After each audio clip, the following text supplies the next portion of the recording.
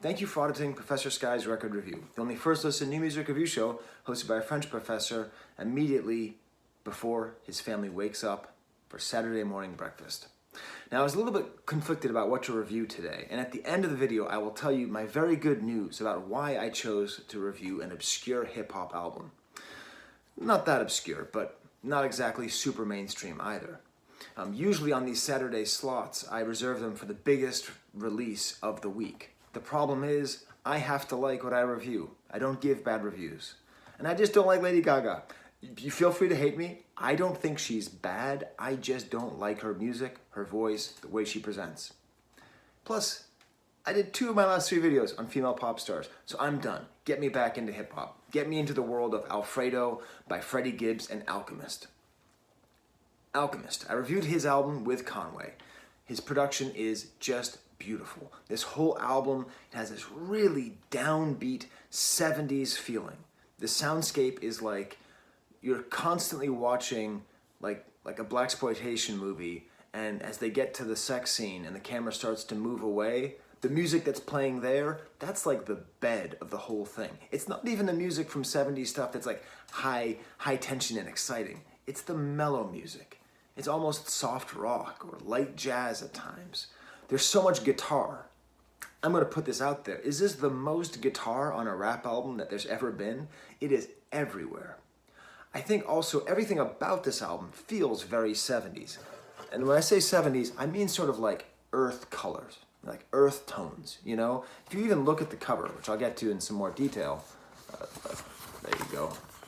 You know, just like that, just brown on brown with black and yellow. It just feels very rich, very 70s aesthetic.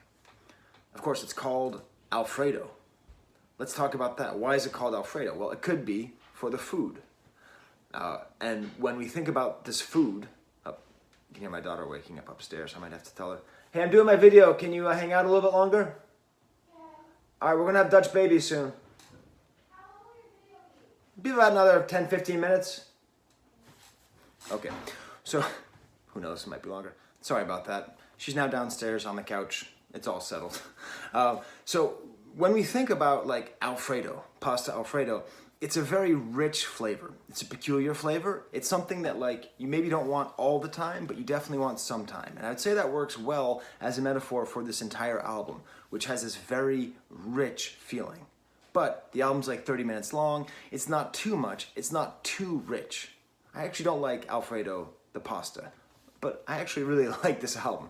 It's also kind of funny and ironic, because, well, I don't know if it's ironic, but the producer, The Alchemist, actually grew up in, get this, Beverly Hills, and he allegedly played in a band with James Caan. James Caan played Sonny in The Godfather, whose brother was Alfredo. The album cover features a parody of the Godfather movie. I don't know if that's intentional. I don't think it is, but kind of gangster themes all around. So that's sort of the idea of Alchemist production here. And the main thing I would say is that this production is tailored really well to Freddie Gibbs's voice. I've never heard Freddie Gibbs before. I've heard of him, but I've never heard him before. But The Alchemist appears to be the kind of producer who is so good that he's able to figure out what beats go with what rappers. I mean, that's the great RZA genius, right? How did all those Wu-Tang solo albums sound so different if they were made by the same person? It's because the producer knew what they were doing. And this 70s earth tone, Alfredo, atmospheric vibe works perfectly for Freddie Gibbs. Freddie Gibbs, I learned he's from Gary, Indiana. And Gary, Indiana is famous for 2 reasons in music. The least famous is, of course, the song Gary, Indiana from The Music Man, which, if your daughter's ever been in a production of that, you have heard that song way too many times. And of course, it's where Michael Jackson was born. So, kind of a weird musical history, but it's also Midwest.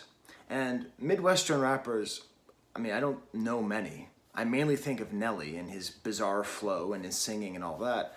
I think Freddie Gibbs is actually a better representation of Midwest rapping because he's so neutral. I mean, there's almost no spice to his voice at all. He just raps. It's not boring, though. It's like Tom Brokaw. right? It's like the ideal for television anchors in America is that they have a Midwestern accent, that they don't have anything, you know. There's no Southern accent, there's no California slang, there's no East Coast, it's just this great, neutral, strong voice. And that gives his lyrics, which are quite good, at times brilliant, a neutral canvas on which to work. He also sounds, I'm gonna call that his Indiana flow at times, his Midwest flow. He also sounds kind of old and wise. I don't know why that is. Maybe it's because he doesn't have like a fancy rap name. You know, he's not like Lil This or Young That. He's just Freddie Gibbs, just a name. And he also does a thing that very few rappers do, which is not only does he have a sort of simple Indiana flow, but then he also messes around and goes to different styles of flows all throughout the album, to the point where it would be difficult to pin down what is his exact style. In the themes on the album is kind of a great mixture of personal reflection and personal reflection and maybe some regret about his history as a crack dealer, which is presumably true, who cares? And then a fair amount of personal reflection, discussion about the impact of the drug trade on African-American inner cities. It's interesting. And too much misogyny for me, to the point where I almost didn't review the video. I'll get to that in track 4, I think. So let's start with the album. First track, Free Bird Guitar. I'm sorry, the first track is called 1985, but I was reading my notes and I'm so proud of this. The guitar work on this is like someone says, play Freebird. It's this languishing electric guitar that lets you know where the Alchemist is coming on this entire album. Just so much electric guitar. The verse is very dense and interesting. He just, there's twice these little production notes where someone just goes, woo! And I imagine that if I listened to this album 4, 5, 10 more times, every time that woo comes in, I'd be excited. Because he has just this wonderful flow that's going with this amazing, unexpected beat with this guitar going. And then there's another thematic that I think makes this album particular to now, particular to the quarantine. And that is, this is sort of streaming rap. There's a lot of cultural references here, but as far as I can figure, most of them are due to Freddie Gibbs and The Alchemist sitting at home streaming television. There's so many references to the Chicago Bulls, thanks to The Last Dance streaming on ESPN. There's a reference in this song to Joe Exotic. Okay, so he's watching Netflix. Later, there's a whole thing with Breaking Bad. And so it's just kind of a funny thing because rappers always look for other culture to try to influence them. And so it's funny, the idea that they're just kind of sitting at home watching this stuff and it just weaves into their raps. I would love to see if, Lyric Genius or something could come up with some kind of history of quarantine streaming raps. I don't know. Then we get to track 2, God is Perfect, which I'm going to play some of it for you. This is the perfection of this album. If you could distill this album into one song, it would be the track God is Perfect. Very nice piano and these voice samples in the background, and Alchemist is doing this thing with his voice samples where they're just very, very, in the back. You don't quite hear what they're saying. You can't quite pick up where they're from, and it gives you that feeling of being in a place, in an atmosphere, in a situation, and not being able to pick everything out. That low-key feeling. And this is the song where Freddie Gibbs switches his flow the most. I mean, he does kind of fast rap, he does staccato, he does triplets, he does just his straight Indiana flow. It's just a beautiful example of his ability to just go from one thing to another without ever feeling like he's trying. It doesn't feel like he's okay, now I'm going to go to triplet flow. It just feels like he is actually in a flow while able to switch amongst flows. So I'm going to play you my favorite part of this. It's this chorus that he has that's just ridiculously I had to read the lyrics over and over again. They still don't quite make sense. It goes to the point of absurdity, how he's able to chop up the words and say things in a different way. But I want you to listen to the way he's phrasing things in this very idiosyncratic way. And then I want you to listen to just the background beat and the atmosphere that he sets. I'm going to try to include video footage of this chipmunk that's on my porch that has been distracting me the whole video. So hopefully I can get some video of that. Okay, here is some of God is Perfect by Freddie Gibbs and Alchemist. You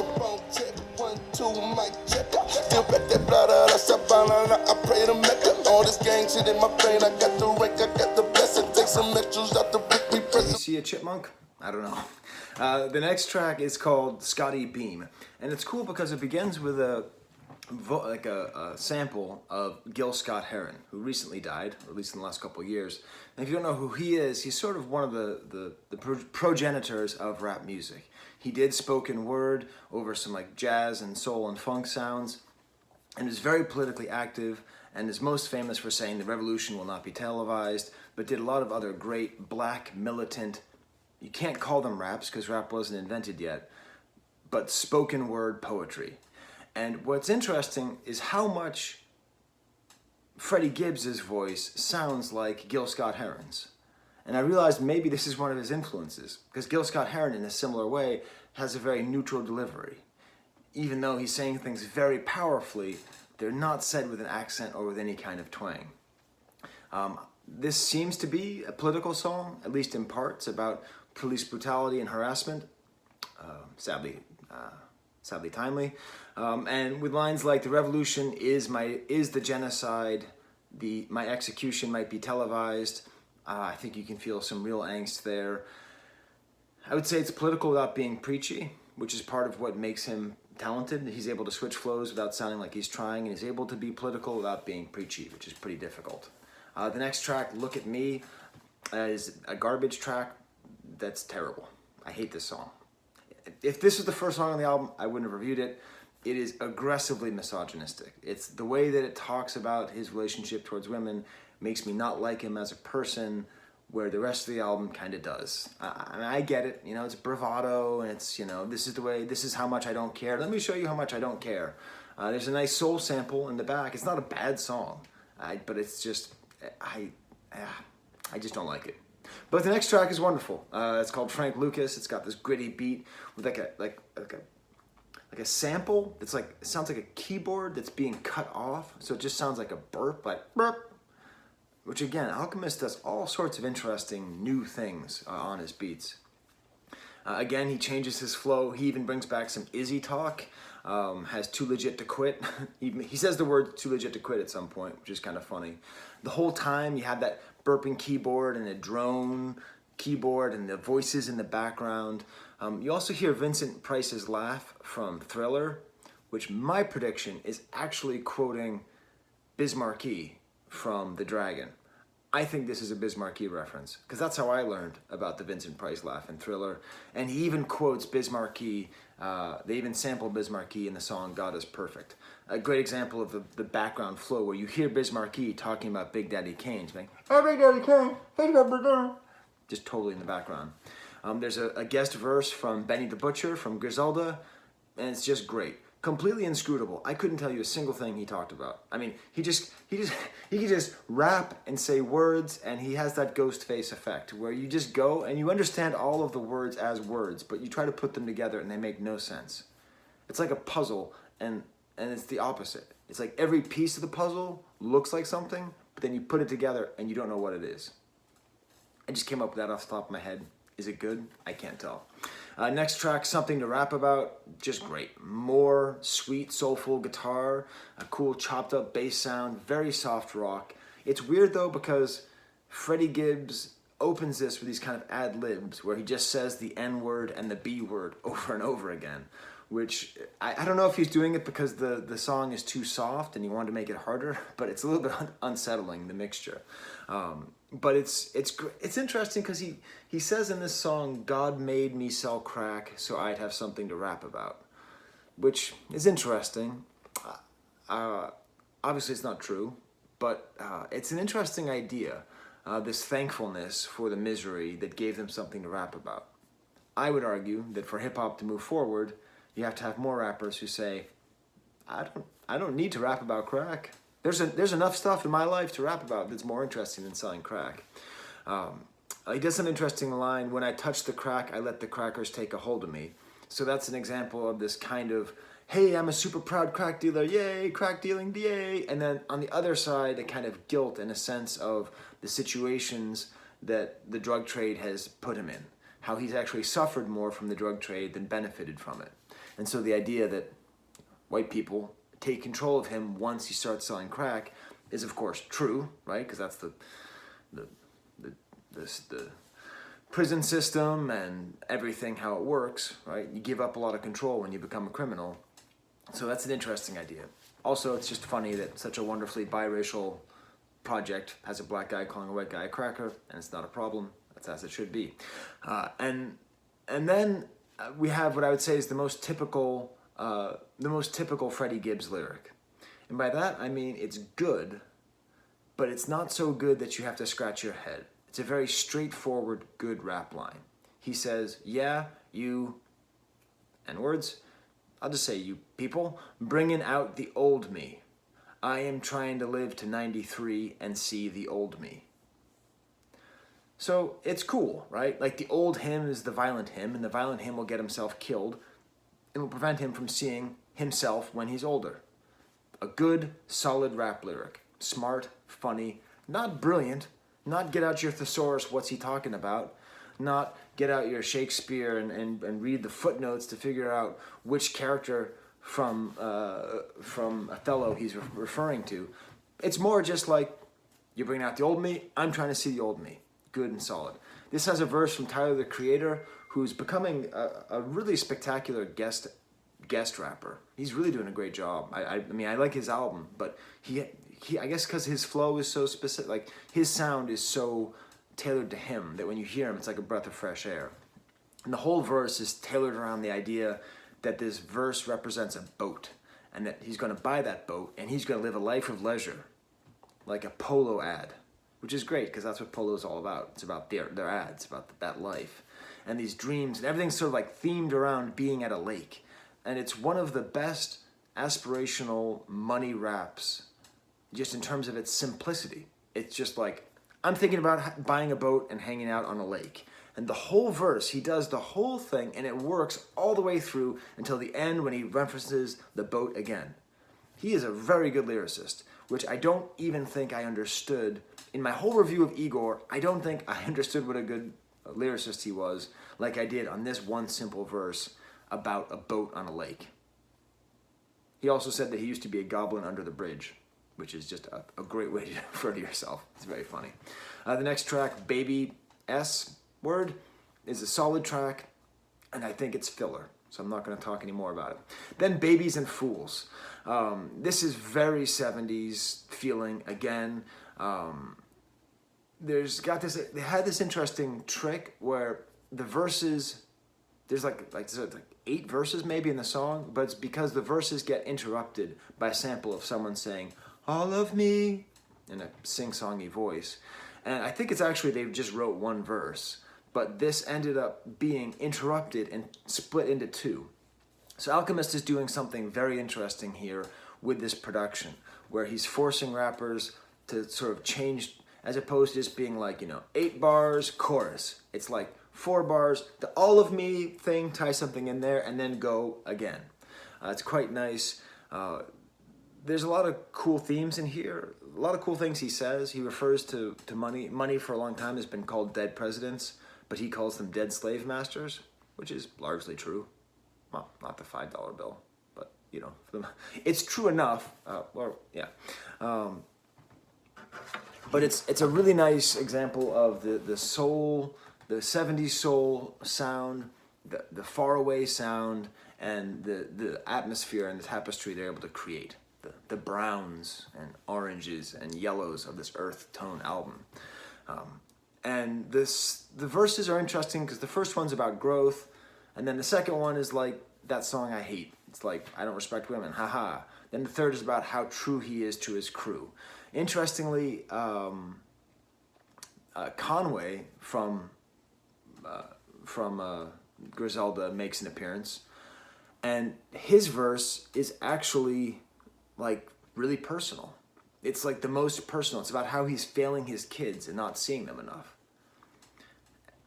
Okay, so the themes of absent fathers is one of the primary themes of all hip-hop, right? Right? I mean, is there anything more central to hip-hop than absent fathers? But to have a rapper actively saying, I should probably FaceTime my kids more, I can't think of other times that's been said. It's really taking personal accountability, personal responsibility, saying that you need to change. Although it's not saying that you're going to change, because most of the verse is like, I'm out on tour, I'm making money, I used to sell crack, woohoo! He doesn't rap like that. That is not a good impersonation of Conway. He doesn't sound like Mario. It's a trap! That didn't even sound like Mario.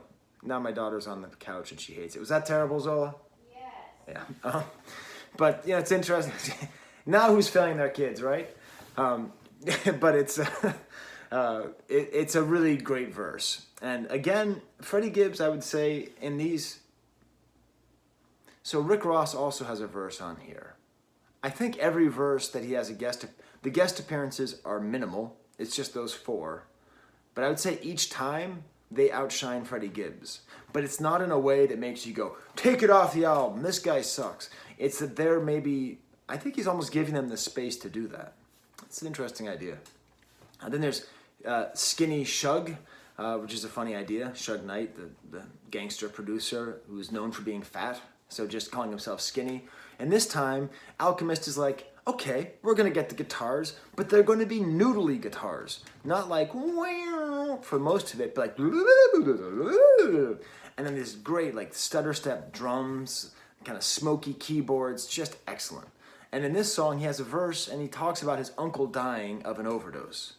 And he talks about the ambiguity of being a drug dealer and the results of the drug trade.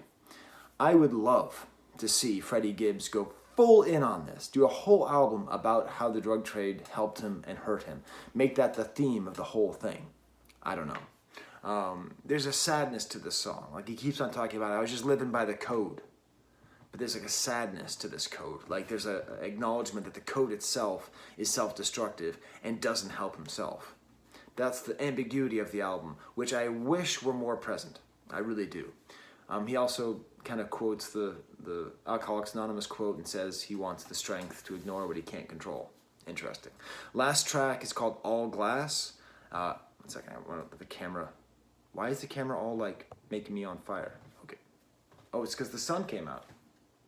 Professional lighting. So All Glass, on the first time I reviewed the album, I listened to it 3 times, I think. I was like, oh, this is the best production. It's not, but it's the busiest production. There's the most going on here. And it does the best job of having sort of lots of cacophonous sounds all together and then dropping it out to just have organs. Like really nice kind of dynamics in this. And then it ends with another great I've been streaming television too long moment with a quote from Walter White. This isn't meth, it's fulminated mercury. Great scene. So there you go. I told you I would tell you the good news at the end of this video. First of all, my summation of the Freddie Gibbs album, it is very good. It is very worth, I would say, at least 2 listens to figure out how much you like it. The production is outstanding. His rap style is almost revolutionary in how it is not trying to be revolutionary, but still being so solid. So the good news is this, the reason I reviewed a rap album today is for the last year, I've been working really hard to get a minor in hip-hop at my college. I designed the entire thing. It's super interdisciplinary. Most of the credits are not in the French department, obviously. Most of the credits are in the African-American Studies department. I've been working with all these departments and talking to the dean and creating rationales and curriculum maps and all that stuff. And yesterday, I got the green light. I got the stamp. I am going to get to teach a minor in hip-hop studies. What does that mean for this channel? Well, it means that every time I talk about hip-hop, I could technically consider that professional development.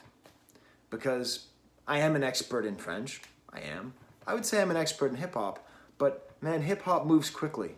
It's easy to be an expert in 17th century French because basically everybody who lived in 17th century France is now dead. That's a joke. They're all dead, except for Pascal. He's hiding somewhere. But with hip-hop, it keeps moving and keeps changing, that the fact that I've spent the last 20 years mostly thinking about 17th century France means that there's huge gaps in my knowledge. And there's a whole lot, all these things I don't know. So as I go through and listen to new rap music and figure out where does it come from and do the research, I am doing professional development. So there you go. Isn't that exciting? All right. Well, I'm now finally going to go make those Dutch babies, and by that, the Dr. and Mrs. Payne is going to make the Dutch babies. My daughter will get to eat, and I'm going to try to film these chipmunks, which hopefully you already saw. Here's the camera.